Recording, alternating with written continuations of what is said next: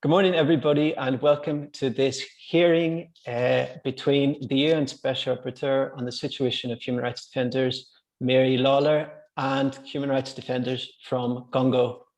My name is Michael Phoenix. I work with Mary as a researcher, and I'll be chairing this meeting today, where Mary would be very happy to hear from all of you, human rights defenders, about your work, the challenges that you face, and ways in which you think Mary, as Special Rapporteur, could support you. Now we're going to pass over to our first speaker. So I would like to ask Christian Munzeo to please turn on your camera and open your microphone.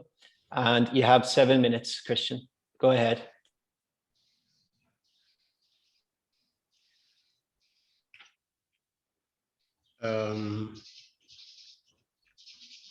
Merci. Je recherche la caméra en fait. Voilà.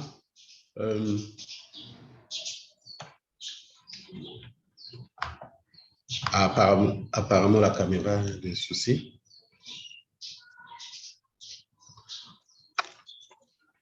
Alors donc, je voudrais remercier Marie pour le temps qu'elle dédie aux défenseurs des droits de l'homme du Congo dans le cadre de cet échange. La remercier surtout pour le travail important qu'elle a abattu depuis de nombreuses années, en particulier avec Frontline Defender et aujourd'hui en tant que rapporteur en matière de suivi des défenseurs des droits de l'homme. Je voulais aussi remercier Agir Ensemble pour avoir pris l'initiative d'organiser cette activité. De façon introductive, je dirais que le Congo-Brazzaville est dans un contexte assez difficile depuis deux éléments fondamentaux. Le premier élément est lié au changement de la Constitution en 2015 et après le changement de la Constitution, bien entendu, ce qu'on a vécu, c'est que les libertés de façon générale ont été, comme qui dirait, mises entre parenthèses à travers, comment dire, un état d'urgence qui n'était pas officiellement décrété. Nous avons eu les élections récemment en 2021, peu avant les élections et après les élections aujourd'hui. Le contexte est toujours un contexte qui est difficile, associé au fait qu'avec la COVID-19, les restrictions liées à la COVID sont telles que les défenseurs des droits de l'homme ont vu leur situation être un peu plus difficile encore que cela ne l'a été en temps normal. Personnellement, en tant qu'organisation, nous travaillons sur des problématiques qui sont liées à la gouvernance des ressources naturelles. Nous travaillons sur les questions de suivi de la transparence et notamment le processus sur l'initiative de transparence dans les industries extractives. Nous avons un focus sur la lutte contre la corruption parce que RPDH est la section nationale de Transparence internationale et à ce titre, nous suivons toutes ces problématiques qui sont liées à la corruption, notamment avec un outil dont on fait la promotion, c'est le Centre d'assistance juridique et d'action citoyenne, le CAJAC. Nous travaillons énormément sur les droits des communautés qui sont impactés par les projets industriels et évidemment, donc, nous suivons les cas des violations des droits de l'homme, aussi bien en ce qui concerne l'exploitation pétrolière, minière, gazière et également forestière. Et tout ça, évidemment, fait que nous nous retrouvons dans une situation où notre action n'est pas toujours facile à porter, d'autant que depuis effectivement la mise en œuvre des programmes auxquels je viens de faire allusion avec la COVID, l'espace civique s'est beaucoup rétréci, de sorte que on connaît effectivement des cas d'emprisonnement, on connaît des cas de limitation de la liberté de manifestation. On est dans plus ou moins un régime, on va dire, d'autorisation préalable, alors que la loi, effectivement, qui nous régit n'est pas du tout, évidemment, une loi qui demande qu'on autorise d'abord nos réunions avant qu'on ne les fasse. Les libertés d'expression posent aussi des problèmes. Et évidemment, ce contexte appelle un partenariat avec la rapporteure spéciale, d'autant plus que dans un passé récent, il y a à peu près 3 ans, je crois, de cela, le gouvernement avait tenté de mettre en place une loi assez liberticide sur le régime des associations et dont la motivation particulière était de pouvoir faire en sorte que les militants des droits de l'homme qui seraient tombés sous le coup de l'atteinte à la sûreté de l'État, sans pour autant qu'on ne définisse c'est quoi atteinte à la sûreté de l'État, devraient faire l'objet d'emprisonnement de moins 2 ans de prison. Et par ailleurs, ces défenseurs pouvaient tomber sous des amendes de près de 2 millions. Et donc, dans le contexte du plaidoyer qui a été mené ici, on a pu obtenir que cette loi ne passe pas alors qu'elle avait été votée déjà par l'Assemblée nationale et attendait d'être entérinée par le Sénat. Et aujourd'hui, avec l'Organisation internationale de la francophonie et le Service international des droits de l'homme, nous avons considéré l'idée de pouvoir initier une possibilité de pousser le gouvernement à mettre en place une législation. Et donc, nous avons, en tant que société civile et avec l'appui de l'OIF, drafté un projet, un draft de loi de protection des défenseurs des droits de l'homme et des lanceurs d'alerte. Et à cet égard, nous pensons que c'est une initiative qu'il est urgent et important de pouvoir soutenir. Et en termes de demande et en rapport avec le contexte auquel je viens de faire la description, nous considérons que si la rapporteure spéciale peut avoir, comment dire, un appui à nous apporter, cet appui, nous le situons au niveau de l'appui vis-à-vis des autorités du Congo pour pouvoir légiférer sur une loi de protection pour garantir que, évidemment, l'espace civique soit respecté. Nous pensons également qu'il est utile que la rapporteure spéciale puisse nous apporter de l'appui en termes de renforcement des capacités, en particulier sur des formations, par exemple. C'est arrivé que les Nations Unies organisent des formations et avec le contexte de la COVID, peut-être qu'on peut envisager des possibilités de formation, soit in situ, soit en ligne, selon que la COVID puisse le permettre. Nous pensons qu'il est utile vraiment dans cet espace de COVID, puisque la COVID a été vraiment utilisée comme un moyen pour restreindre les libertés, en particulier pour justement les défenseurs, d'autant que leur travail ne peut se justifier que s'ils descendent sur le terrain, leur travail ne peut se justifier que s'ils sont en contact avec les communautés pour lesquelles elles travaillent, pour lesquelles ils travaillent. Et tant qu'on est dans un contexte où on a toujours des restrictions COVID, il est à ce moment-là difficile de pouvoir avancer. Et c'est pour ça que nous pensons qu'il y a un rôle particulier que la rapporteure, dans le contexte de la défense des droits des défenseurs, peut jouer dans le contexte du COVID dans notre pays. De façon introductive, voici ce que je peux dire en rapport avec la situation du Congo. Very many thanks, Christian, for your intervention. So, and I would like to invite Welcome to please turn on his camera and to open his microphone and make his intervention. Welcome, you're very welcome. Please go ahead.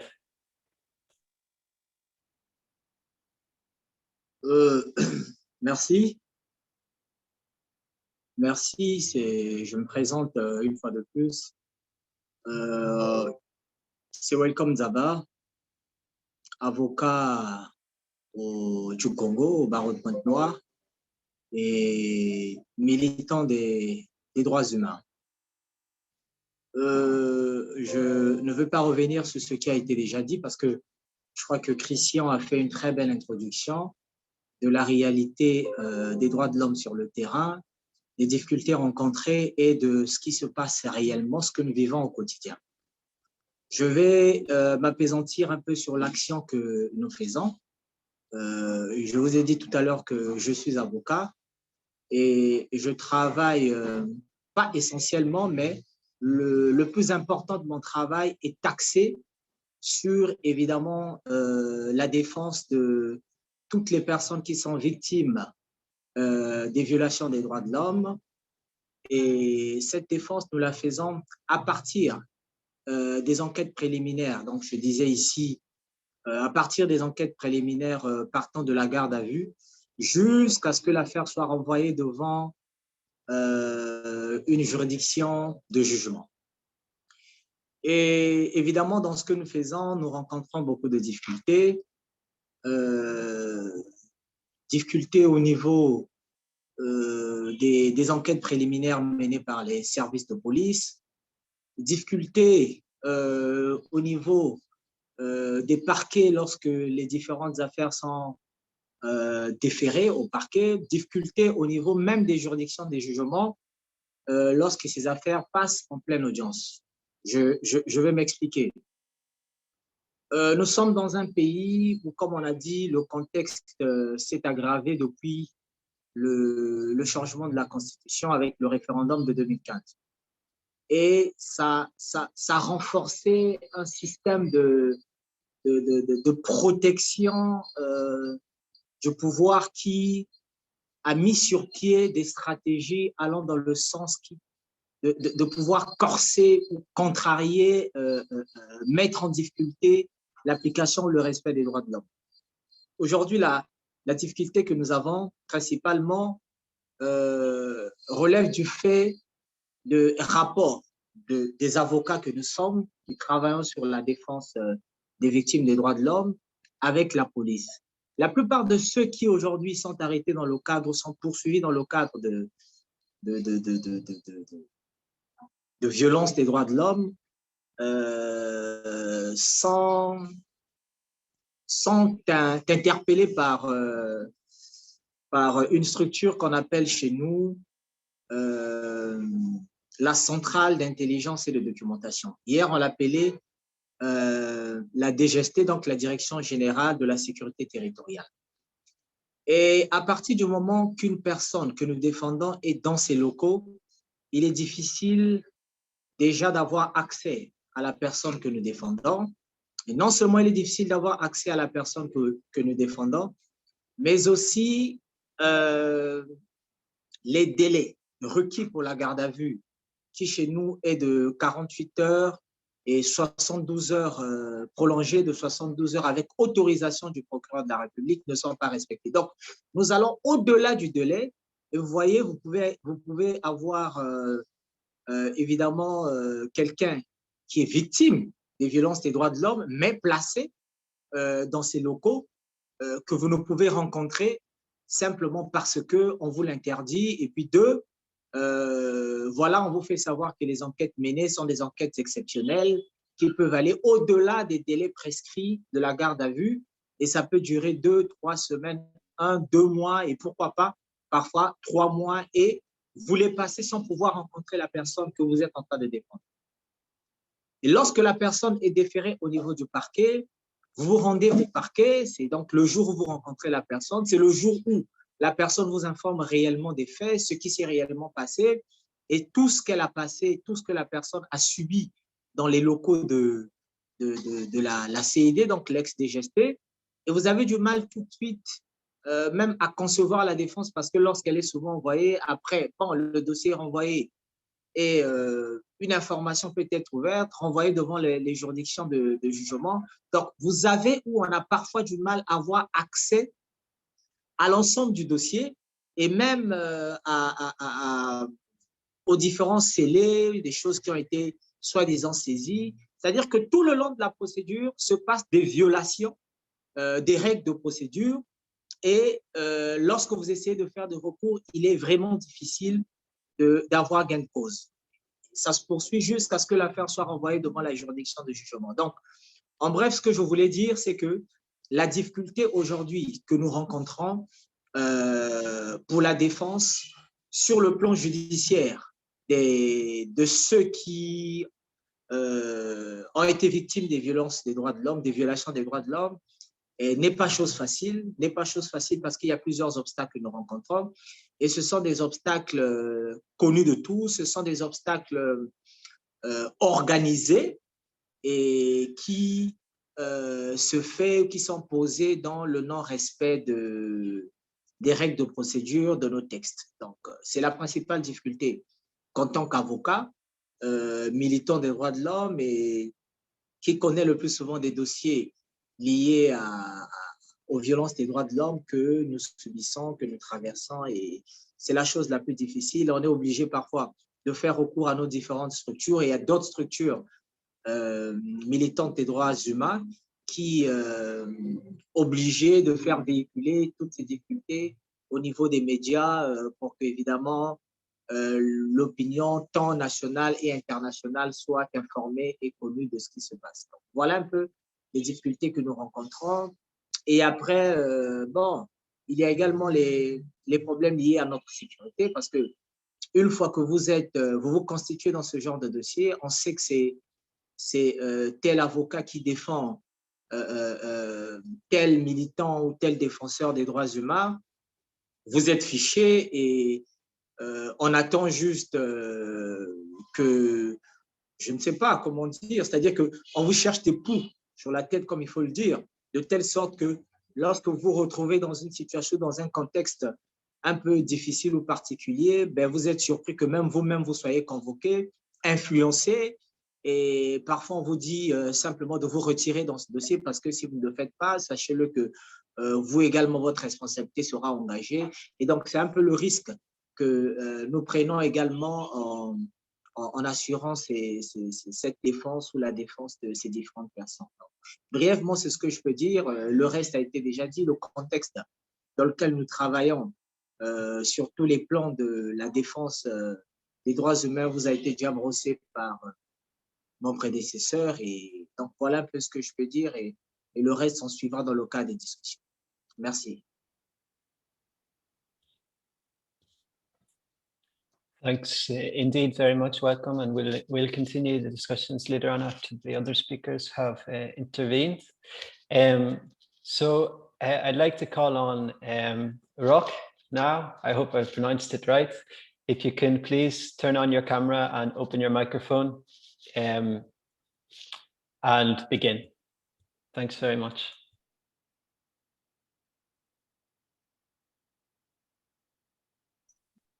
Merci. Comme a dit Maître Welcome, nous sommes dans un contexte très, très complexe ici au Congo. C'est dommage que on a l'impression que tous les rapports que nous publions n'arrivent pas. Souvent, la situation du Congo, on n'en parle pas. Alors que nous faisons quand même un travail, nous communiquons, mais on a l'impression qu'il y a une chape de plomb qui fait que tout ce que nous faisons ici au Congo a l'air d'être un peu bloqué quelque part. Parce qu'en réalité, le contexte du Congo est très, très, très grave sur la situation des droits humains. Et même au niveau des mécanismes des Nations Unies, je ne sais pas, je serais même porté à demander, mais pourquoi est-ce que dans d'autres pays, quand la situation est comme ça, on peut mettre en branle les mécanismes, que ce soit qu'on puisse mettre, par exemple, envoyer mettre en place des mécanismes au niveau des Nations Unies, que ce soit un observateur ou bien une mission d'observation des Nations Unies sur cette situation. Parce que je crois que déjà, que ce soit Christian, que ce soit Welcome, ils ont peint le décor. Mais pour vous dire la vérité, en fait, nous sommes à la merci de ce pouvoir qui fait tout ce qu'il veut. Parce qu'ils ne se sont pas inquiétés. Et on peut venir comme ça, prendre un défenseur des droits humains. Par exemple, pour les deux cas, là, ceux qui sont à la maison d'arrêt, on les a kidnappés. Vous voyez? C'est-à-dire que le pouvoir ne prend même pas le temps de mettre de la forme. un monsieur qui sort de sa maison, qui a plus de 70 ans, qui sort de sa maison pour aller faire ses activités un matin. Voilà, il y a des gens comme des gangsters, comme dans un film, dans un véhicule avec des vitres fumées, qui l'attrapent dans la rue, l'emmènent de force, le font rentrer dans le véhicule et l'emmènent à la fameuse centrale d'intelligence et de documentation. C'est-à-dire que c'est digne des films de Hollywood. Et c'est la même chose pour Chris Dongui. C'est à 5 heures du matin, alors que ce n'est pas autorisé par la loi d'arrêter quelqu'un à 5 heures du matin, mais ils font le mur. Certains en civil, d'autres en tenue de policier. Ils font le mur de la parcelle. Ils se mettent à cogner fort, frapper très fort à la porte. Et bon, quand ils ouvrent la porte, ils se retrouvent en face des policiers qui automatiquement le menottent et ils l'emmènent pratiquement en caleçon. Et c'est de là-bas, quand ils l'emmènent là-bas, ils ne disent même pas. Parce que quand on vous kidnappe comme ça, nous avons fait 2 jours pour savoir où il était. Et c'est quand nous sommes informés qu'il était là-bas, que finalement, comme c'était difficile même pour les avocats de le rencontrer, c'est sa mère qui était obligée de faire on est passé par sa maman pour qu'enfin elle puisse au moins ne serait-ce qu'aller parler avec ces gens-là. Et sa maman, c'est à sa maman qu'on dit, il faut que prochainement quand tu viens là, amène-lui les habits. Amène ses habits. Donc, il était resté comme ça en caleçon peut-être 2, 3, 4 jours. Ben, aujourd'hui, lorsque nous avons continué à suivre le dossier avec ses avocats, avec l'appui justement tous les autres partenaires, que ce soit Welcome, Christian, au passage, moi je suis à Brazza, mais je les remercie. Mais lorsque nous avons rencontré les avocats, ils nous ont dit que les dossiers sont vides. On les accuse d'atteinte à la sécurité intérieure de l'État, mais les dossiers sont vides. Aujourd'hui, c'est vide. Il n'y a rien. Ces gens n'avaient même pas une cuillère, même pas un petit couteau pour chercher à renverser cet État-là. Il n'y a même pas aucun procès verbal d'une réunion où ils se sont retrouvés. D'ailleurs, même pour la plupart, ils se sont rencontrés là-bas. Alors qu'on a créé un lien, on a failli créer un lien entre tous ces gens-là comme étant en train de conspirer pour renverser les institutions. Donc, le gouvernement il ne se gêne pas de faire tout ce qu'il veut. Parce qu'il n'y a personne. Au niveau national, on essaie de se battre, mais au niveau international, il n'y a pas de relais. Nous avons aujourd'hui, par exemple, toutes ces personnes qui sont en train de subir là-bas à la maison d'arrêt. Parfois, on est obligé de mettre la main dans la poche pour leur apporter ne serait-ce que du savon et du pain. Mais parce que même les partenaires internationaux avec qui nous avons l'habitude de travailler, souvent, ce n'est pas toujours facile. On peut vous apporter un appui ponctuel pour 1, 2 jours, 1 semaine, mais après, c'est fini. Et même nous qui sommes là, qui avons plus que déjà nous sommes impliqués dans ce processus, même notre situation sécuritaire, elle est précaire. Parce que là où je suis, il peut venir me prendre, m'amener aussi. Hein. Ne soyez pas surpris. Je n'ai aucune protection, ne serait-ce qu'au niveau que ce soit des missions diplomatiques ou au niveau des mécanismes des Nations Unies. On a l'air comme si nous sommes abandonnés. Nous sommes abandonnés face à ce régime qui est en train de se durcir de plus en plus. Parce que nous avons, le malheur que nous avons, c'est qu'il n'y a même plus d'opposition au Congo. Et quand il n'y a pas d'opposition, lorsque nous prenons des positions sur les questions de démocratie, souvent, nous sommes comme si on est obligé parfois de parler à la place d'une opposition. Et ce qui rend encore notre tâche plus complexe. Parce qu'ils en profitent du que, voilà, nous sommes des opposants. Nous sommes des opposants. Parce qu'on a anéanti l'opposition. La plupart des opposants sont soit en prison. Nous avons 2 anciens candidats à l'élection présidentielle qui sont en prison. Les autres sont soit en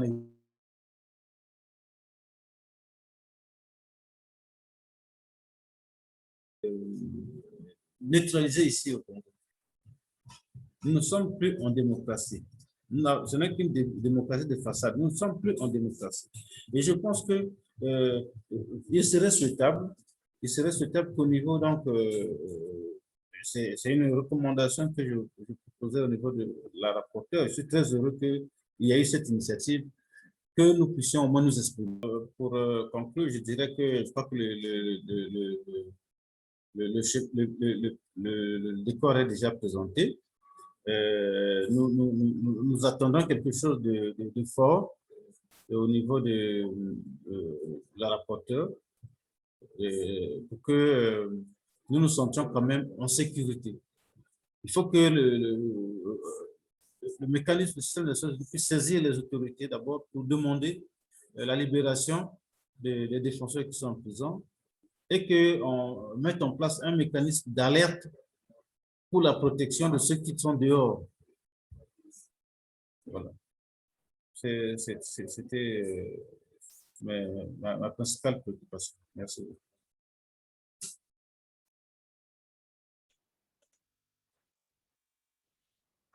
Thank you very much. So, as I said at the beginning, Mary will come back and respond to the point you have raised after we hear from the other speakers. So, at the moment, I'd like to call on Christian Lubasu. Christian, can you hear me?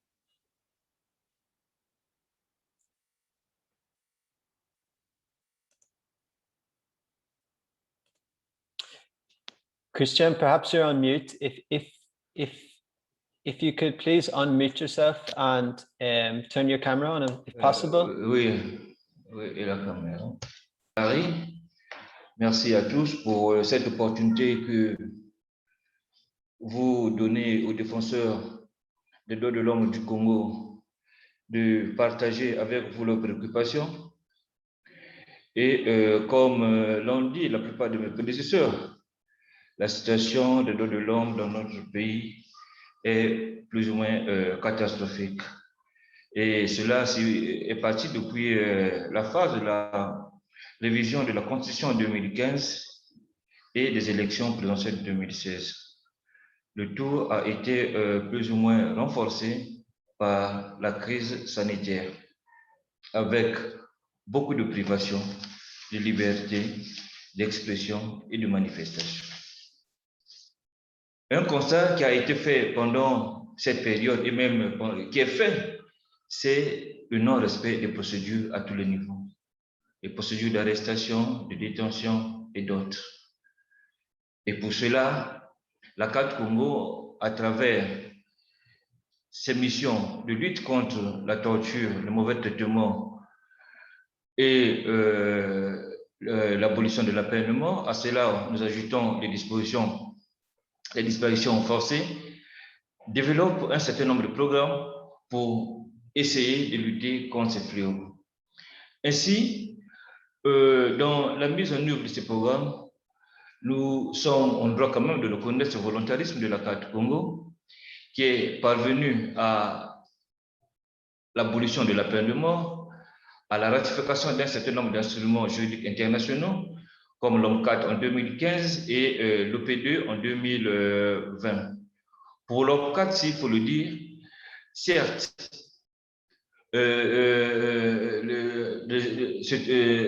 cet instrument a été ratifié au niveau du Parlement et que le président de la République avait publié le décret portant ratification des instruments, mais à ce jour, les instruments de ratification ne sont pas encore déposés au secrétariat des Nations Unies pour faire du Congo l'État partie à cet instrument.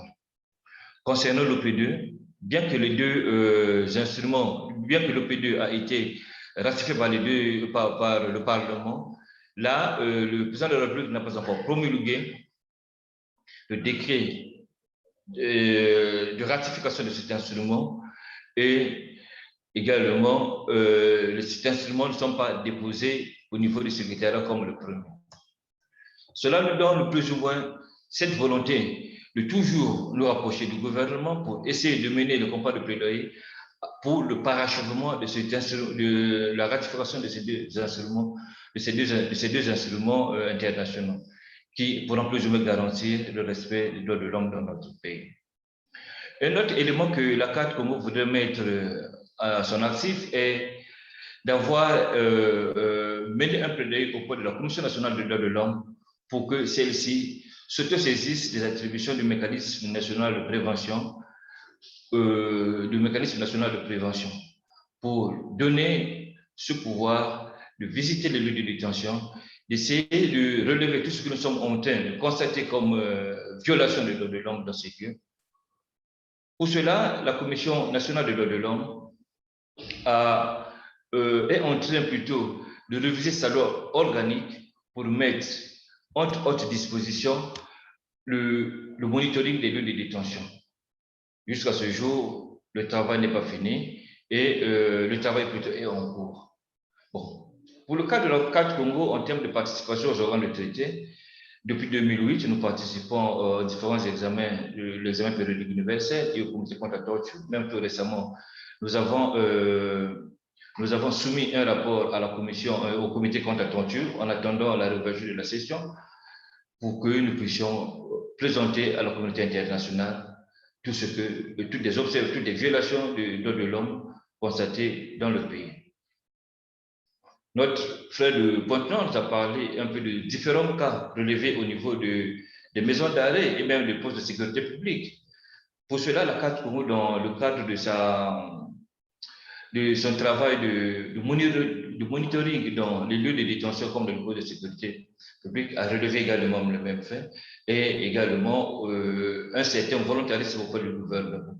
Si au niveau de Brazzaville, nous sentons cet engagement dans le cadre de la lutte contre la détention préventive abusive au travers des actions ponctuelles menées au niveau de la juridiction de Brazzaville, à Pointe-Noire, les choses sont en état où nous avons un fort taux de personnes dépassant le délai légal de la détention préventive. À titre illustratif, dans notre mission, nous avons eu à identifier plus d'une dizaine de personnes qui sont au-delà de 40 mois de détention préventive abusive. Et nous avons exprimé cette préoccupation auprès des autorités judiciaires, de même auprès des autorités politiques au ministère de la Justice, pour que des solutions puissent être prises pour ces personnes. Et aux dernières nouvelles, les choses sont en train de s'harmoniser afin que dans l'urgence, le ministère de la Justice organise une session criminelle pour faire passer tous ceux qui sont au-delà de la durée légale de la détention préventive. Il faudrait parler des risques, nous pouvons dire que la carte Congo, par rapport à l'approche qu'il mène de co-construction avec le gouvernement, est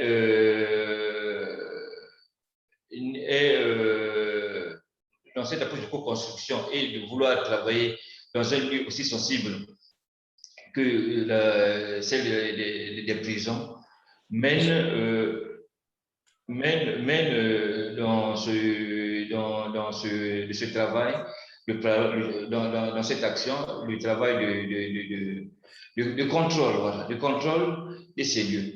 Et cela nous a permis dans notre mission de rencontrer certains de nos collègues qui sont aujourd'hui détenus à la maison d'arrêt, comme le docteur Alex et Chris, avec qui nous avons longuement discuté et qui nous ont transmis ce que notre frère Roch vient de dire à propos de la nullité ou bien du vide observé dans les griefs qui sont reprochés à nos frères. Pour dire que dans la suite de nos échanges, nous pourrons peut-être un peu renforcer un peu ou bien argumenter pour certaines de nos préoccupations, mais c'est tout ce que je voulais bien partager avec vous en tant qu'ACAT. Merci.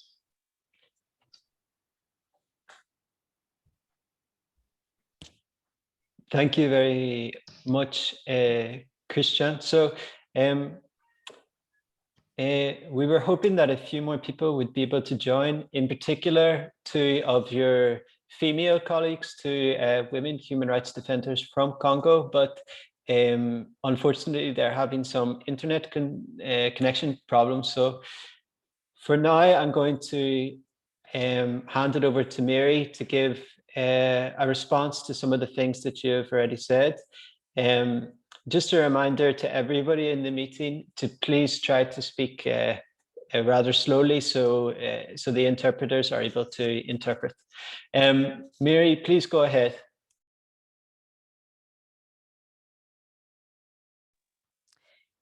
Thank you all very much for giving up your time today to talk to us. And for me, it is a great learning exercise. I have a few comments and questions. Christian, and very nice to see you again. I would like to know more about human rights defenders working on corruption and the extractive mining industry and how they are targeted. I take your point about the legislation, and we need to clarify this with you. It's a proposed legislation issue initiated by Francophonie. And it's to support protection of human rights defenders, a law. I need you to clarify that. Of course, we would be very happy to support that and to add our voice, you know, with the government in trying to push it. Regarding capacity of trainings, that's not something the mandate can do. I'm independent of the UN system. I'm also independent of states, and I'm independent of NGOs. And the tools that I have, just to clarify for everyone, is basically to be able to write formal letters called communications to the Congolese government, and then to follow up, hopefully, if they see me, with a meeting to discuss issues regarding human rights defenders and their protection and their legitimate right to carry out their peaceful work in accordance with the UN Declaration on Human Rights Defenders and to raise cases. And that's pretty much, apart from talking to human rights defenders like yourself all around the world, that's really the bones of the rapporteur work, trying to be a bridge between human rights defenders and governments, trying to persuade governments that human rights defenders need to be protected and so on.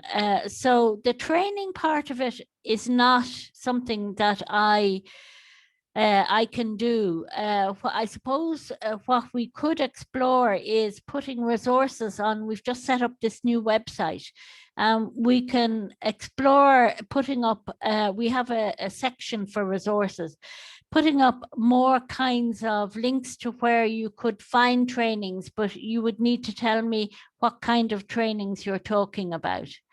That would be very, very good. I suspect that I don't know how the UN system itself operates, or the missions on the ground, how they, I know they do capacity building, but I don't know how that is organized.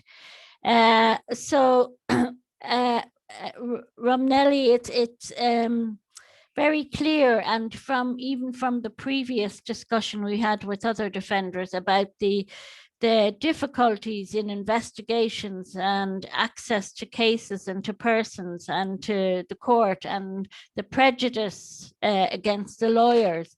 And I would ask you, can you detail just if you or any of your other lawyer human rights defenders have been targeted in any way, apart from the lack of access? I'm talking about attacked verbally online or offline, physically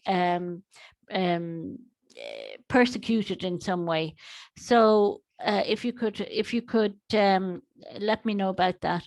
Rosh, you're not going to like this at all, but I'm afraid I don't take up opposition politicians. I've made a very clear distinction for myself in doing this mandate in order to try and be effective, that I will only work for human rights defenders who are solely motivated by human rights. So if somebody has a blurred that isn't to say that some opposition politicians can be motivated also by human rights as well as politics, but it's for other mandate holders, not me. I want to I'm trying to clarify with governments that I know the difference between a political activist, I know who is a human rights defender, and I know, you know, who the difference between them. And I know the difference between, for example, somebody accused of terrorism and a human rights defender.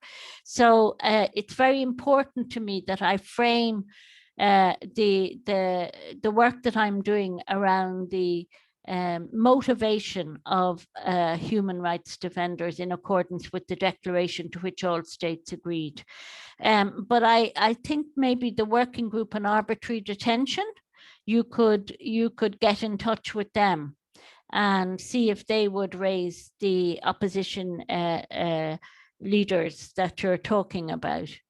And Christian, I have a question for you in that this morning we were told that young people particularly, could be just abducted and executed, and I understood, without a trial and without any proper rule of law response. So you said that there's no capital punishment, and you also talked about some law that was ratified, and I didn't quite pick that up. So if you could answer that. So that's all I'd like to say at the moment, just as a bit of comment and clarification, and wanting a bit more information. Thank you.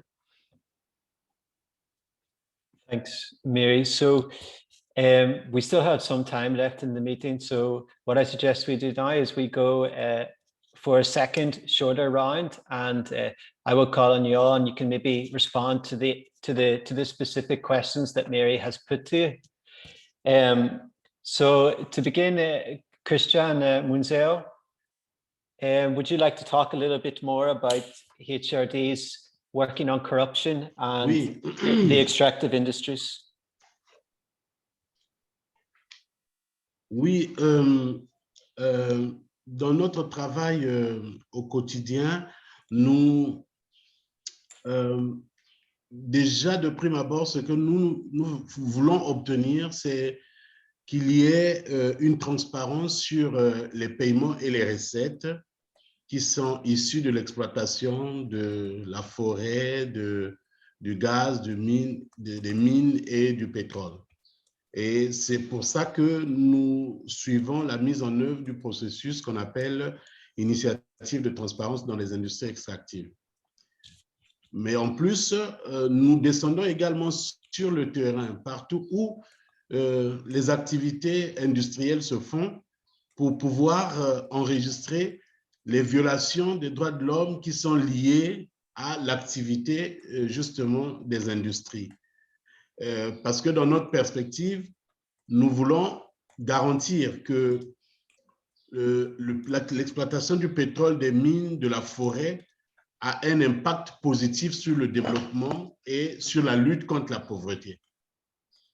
Et c'est par rapport à cela que nous faisons également le suivi du budget. Et dans le cadre du suivi du budget, nous constatons que les ressources qui sont des ressources publiques allouées au budget de l'État par l'exploitation des ressources naturelles, ces ressources-là ne parviennent pas toujours aux populations, aux communautés. Et c'est à ce moment-là que nous identifions des cas de corruption. Et c'est dans ces conditions que nous faisons le plaidoyer pour que les budgets qui sont alimentés par les ressources naturelles arrivent vraiment dans les communautés et que ça serve à lutter contre la pauvreté, que ça serve à garantir l'accès à l'eau, l'accès à l'électricité, l'accès à l'éducation, l'accès à la santé pour les populations. Ça, c'est d'une part.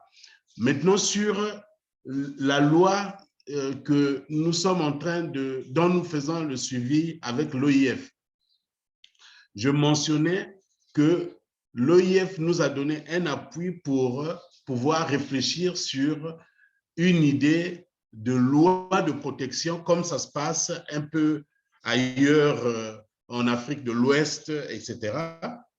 Et pour l'instant, la loi n'existe pas encore. C'est une idée de loi.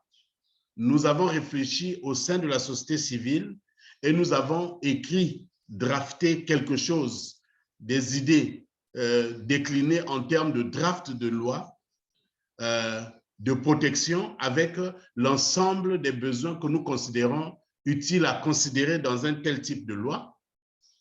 Et le défi aujourd'hui, c'est discuter avec le gouvernement pour que le gouvernement s'approprie ce draft et que ce draft rentre dans le circuit gouvernemental, le circuit législatif pour que la loi de protection soit adoptée. Et c'est à ce stade-là que nous avons besoin de l'appui de la rapporteure. Peut-être que dans ce que la rapporteure présente comme action qu'elle mène, communication auprès du gouvernement, d'une part. Peut-être que dans ce type de communication, la rapporteure peut aussi mentionner cette idée de légiférer ou de législation de protection. Peut-être que ça pourrait être utile. Et une fois que la rapporteure a mentionné l'idée de loi de protection auprès du gouvernement, l'autre étape serait une visite de terrain de la rapporteure pour justement discuter de cette question et appuyer le gouvernement sur l'intérêt qu'il y a à pouvoir ou à devoir protéger les défenseurs des droits de l'homme à travers donc une législation. Voilà ce que je voulais mentionner en rapport avec les commentaires que Marie a fait tout à l'heure. Merci. Thanks very much, Christian. Mary, before we move on to ask Welcome to speak, do you want to respond to that? You're mute. Yeah, Christian, any cases of human rights defenders involved in extractive mining that have been attacked, please, and also any companies and contact details for companies, because you know, the one of the priorities for the mandate that I set was Indigenous land and Indigenous people's land and environmental rights in the context of business and human rights. And as we know, it's very often in the context of extractive mining. So any of those cases with the company information, I'd like to get. And regarding the law, if you could send us a template, we can, sorry, we can look at it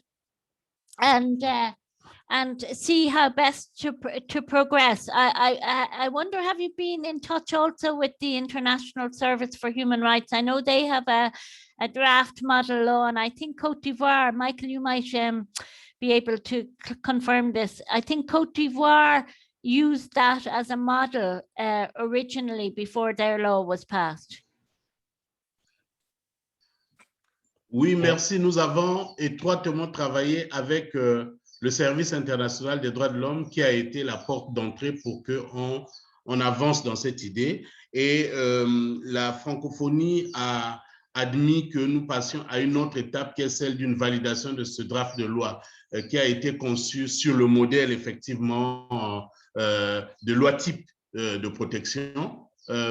Et donc, dans un avenir proche, avant août prochain, on devrait, en tant que société civile, être dans un atelier où on valide le document avec ceux de la société civile qui n'étaient pas présents.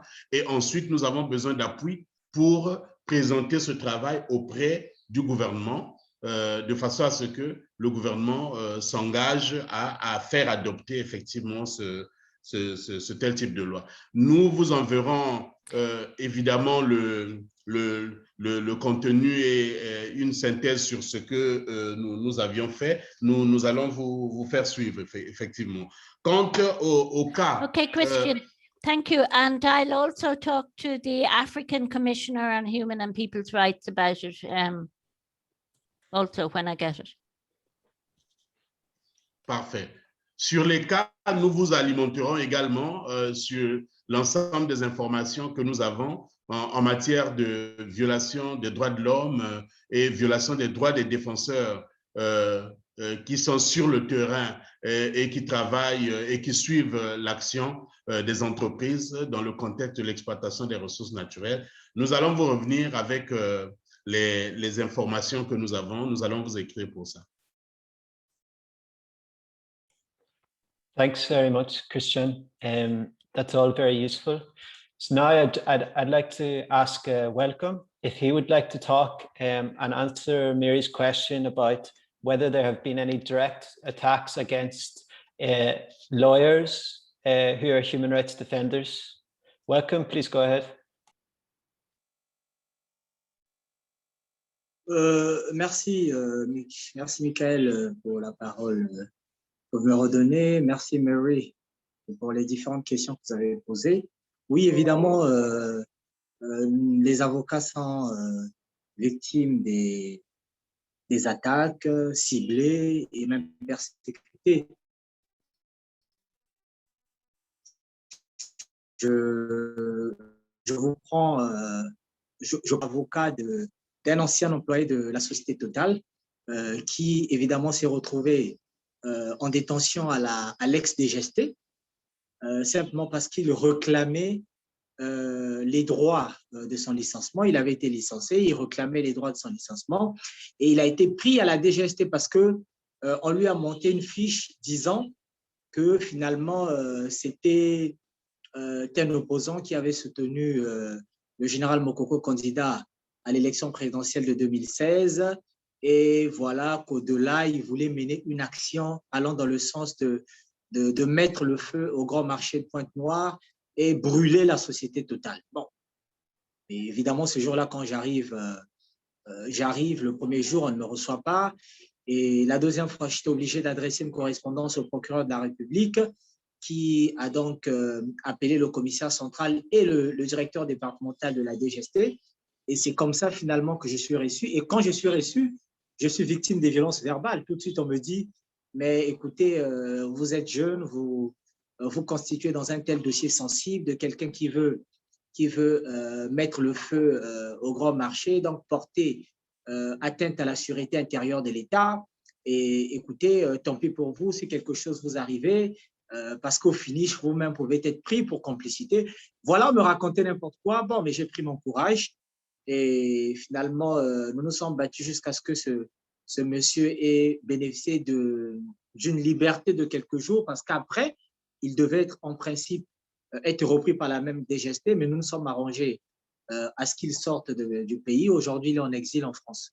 Un autre cas également d'un avocat qui a été victime d'une persécution, qui est aujourd'hui même en exil, c'est Maître Nganga Amédée, qui a été avocat du dauphin colonel Tsuru, accusé dans une affaire toujours d'atteinte à la sûreté intérieure de l'État. Et voilà, cet avocat a été à fond dans cette affaire. Il a défendu à fond ce monsieur, bon, jusqu'à ce que finalement qu'il ait été surpris lui-même d'une convocation qui devait arriver venant de la DGST. Il avait été mis au courant et aujourd'hui, il a quitté le pays. Il n'exerce plus la profession d'avocat, ne peut l'exercer au pays simplement parce qu'il ne peut plus y mettre pied et il est en exil. Donc, beaucoup d'avocats sont victimes des attaques ciblées.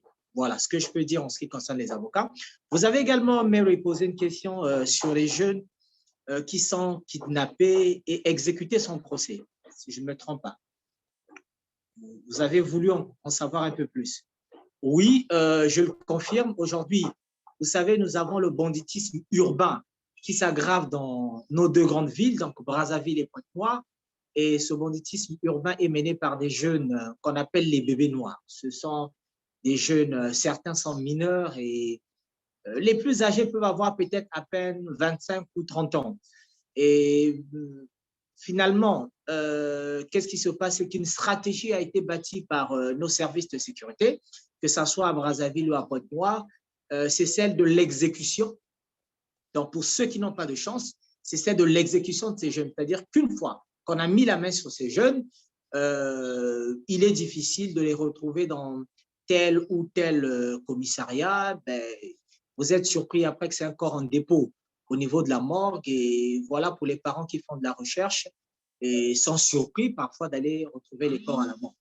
Et ça se fait. Certains sont abattus en public. Certains sont abattus en public.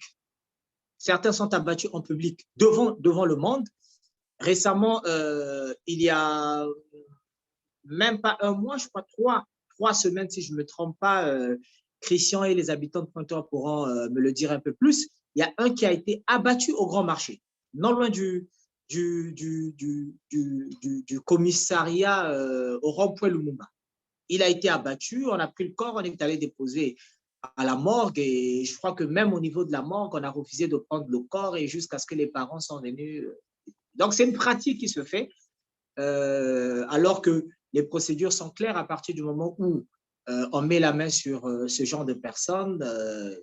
Ben voilà, ils sont mis à la disposition de la police qui tout de suite les défère au parquet, puisqu'il s'agit des flagrances, ils sont déférés au parquet. Voilà, et jugés, condamnés, ils purgent leur peine normalement dans le but de les resocialiser. Voilà. Mais c'est le contraire qui est fait. Voilà ce que je pouvais dire.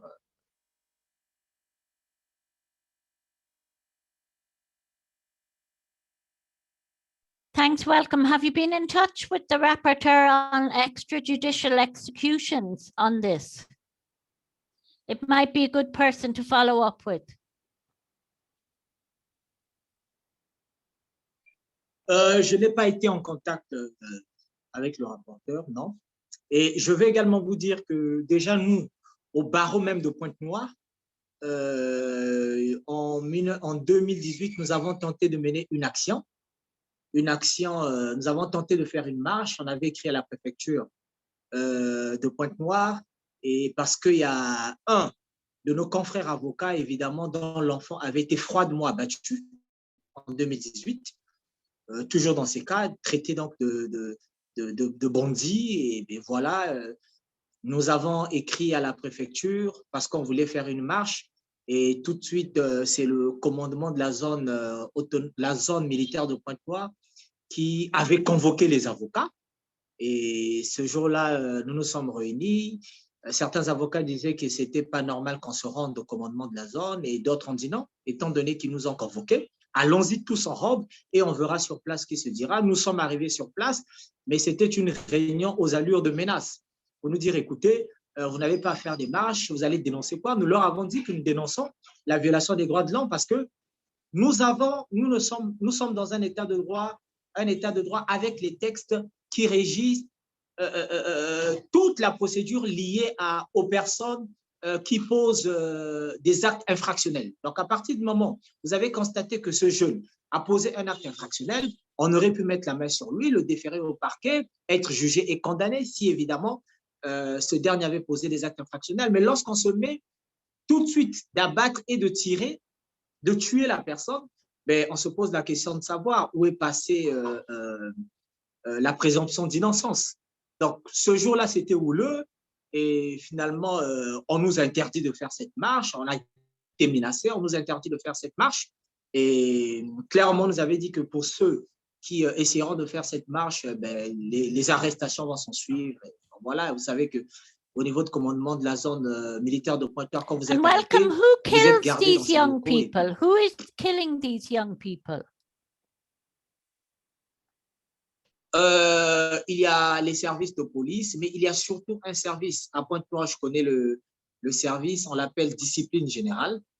C'est un service militaire, je ne sais pas s'il faut l'appeler un escadron militaire, géré directement par le commandant de zone de Pointe-Noire, qu'on appelle discipline générale, qui mène des patrouilles de jour comme de nuit dans certains quartiers ciblés, hein. Dans certains quartiers ciblés, à Pointe-Noire, par exemple, les quartiers de Paca, Mota sont des quartiers ciblés. Et puis, bon, voilà, ils mènent des patrouilles et une fois qu'ils tombent sur ce genre de cas, ben, ils se mettent à tirer, hein, ils se mettent à battre tout de suite. Et voilà, bon. Au niveau de Brazzaville, j'étais en contact avec certains confrères et certaines personnes qui me disaient que c'est la police, hein, et parfois les commissariats de police qui sont là, une fois qu'ils sont face à ces cas, ils se mettent à exécuter et à battre. Voilà. Okay, welcome. Thank you for clarifying all of that and for answering those questions. So we have about 15 minutes left. So I want to invite Roch to speak, and then I'll ask Christian to also address some of the questions that Mary directed towards him. But I would ask both of you, first of all, to try to speak slowly for the interpreters, and second of all, to try to be quite brief as we're coming towards the end of the meeting. So Roch, would you like to turn on your camera and intervene? I see you have your hand up. Merci, Michael. En fait, je voulais revenir un peu sur ma préoccupation.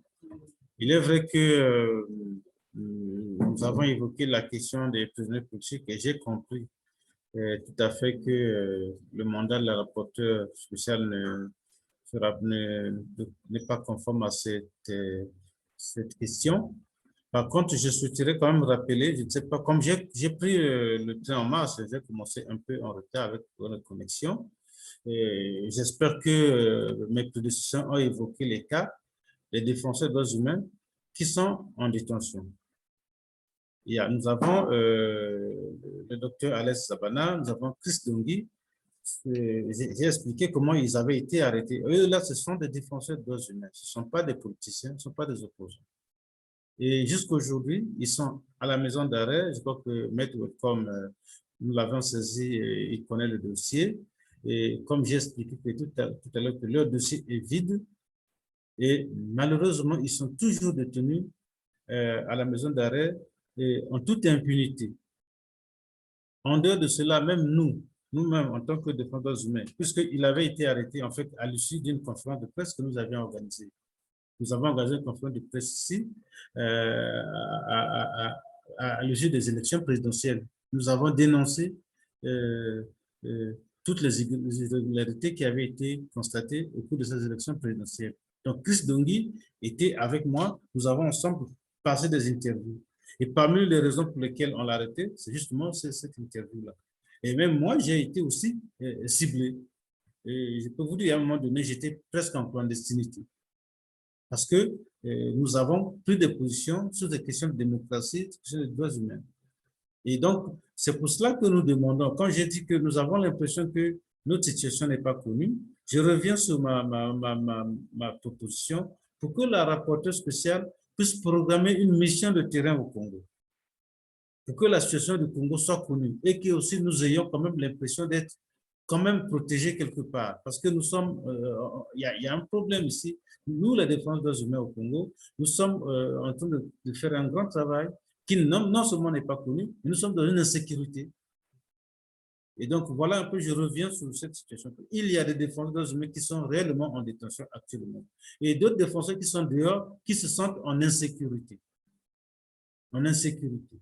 Donc, c'est pour cela que nous souhaitons que la rapporteure spéciale envisage une visite de terrain pour que nous puissions lui peindre le contexte et que nous ayons aussi le sentiment qu'il existe réellement une rapporteure spéciale pour le défenseur au niveau des Nations Unies qui peut au moins aussi parler en notre nom.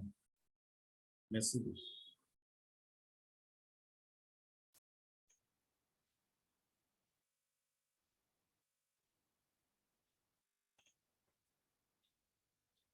Thank you very much, Roch. Mary, would you like to respond? Well, thank you very much. And as I said, Roch, I mean, I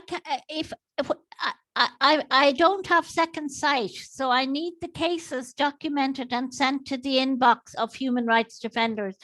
And well, you know, I haven't been able to travel anywhere. No travel is allowed here. So once everything opens up, I'll be able to look at how much travel I can do and what resources I can put together to do it, because you know, just so you know, this is a voluntary position and you're allowed to do 2 country missions, but that's it.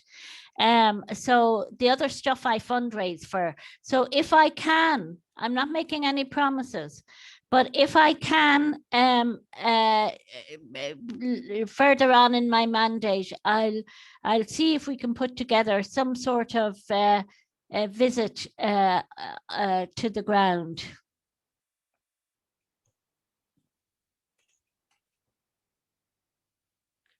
Thanks, Mary. So I would just like to call once again on Christian Lubasso to open his camera and turn on his video. And Christian, if you'd like to talk a little bit about... Merci. If you would like to talk about the laws that you mentioned to me in the chat box, now would be the right moment. But really, Christian, you have 5 minutes and that stops. Oui, oui, merci. Je voudrais que la rapporteuse spéciale s'intéresse beaucoup plus à 2 instruments juridiques très importants pour les défenseurs des droits de l'homme. Il s'agit du protocole facultatif à la Convention contre la torture, qui a été ratifié en 2016, pour lequel le décret de ratification avait été signé par le président de la République. Jusqu'à aujourd'hui, les instruments de ratification ne sont pas encore déposés au niveau du secrétariat des Nations Unies. Ça, c'est le premier élément. Le deuxième élément, c'est sur toujours le cas de la ratification du 2e protocole facultatif se rapportant au pacte international relatif aux droits civils et politiques, qui a été ratifié au niveau du Parlement, mais pour lequel le président, mais pour lequel il se pose un problème de décret de ratification qui doit être signé par le président de la République pour que ces instruments les éléments de ratification soient transmis au secrétariat, comme on l'a dit. Ce qui est vrai au niveau local, malgré que le gouvernement, que les assemblées aient ratifié ces 2 instruments, jusqu'à ce jour, nous pouvons dire que le Congo n'est pas État partie à ces 2 instruments. Or, dans notre combat, nous voulons que le Congo soit État partie à l'OPCAT et également à l'OP2. À l'OP2. Cela nous conforte en quoi, Madame la rapporteure? Au niveau déjà de la Commission nationale des droits de l'homme, un travail fondamental est en train de faire pour s'approprier, comme je l'ai précédemment dit, les missions du mécanisme national de prévention. Donc, une fois les instruments de ratification pour le cas de l'OPCAT ou de l'OPD déposés au niveau du secrétaire des Nations Unies, le Congo pourra bénéficier des fonds OPCAT qui sont destinés à tous ceux qui sont État partie à cet instrument. Donc voilà ce que je tenais à dire comme préoccupation pour le compte de notre organisation. Merci.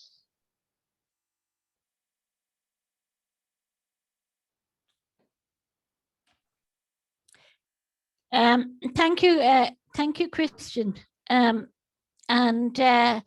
Again, I would ask, that is really under the mandate of the Special Rapporteur on Torture. And Michael.